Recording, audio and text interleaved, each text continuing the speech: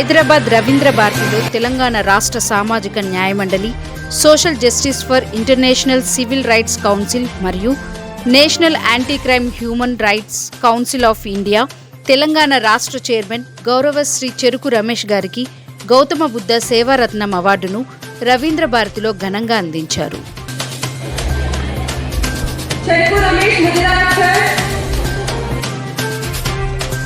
సామాజిక న్యాయం, మానవ హక్కుల పరిరక్షణ, అణగారిన వర్గాల అభ్యున్నతి కోసం ఆయన చేస్తున్న నిరంతర కృషిని గుర్తిస్తూ ఈ అవార్డును ప్రదానం చేశారు.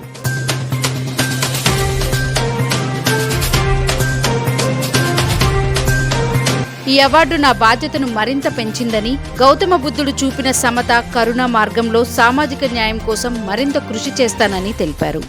సామాజిక సేవలో విశేష కృషి చేసిన వారికి జాతీయ స్థాయిలో ఇచ్చే గౌరవం ఇది. చెరుకు రమేష్ ముదిరాజ్ తర్వాత గుడ్డా సాయి కుమార్ గౌడ్ సార్ రెడీగా ఉండాలి.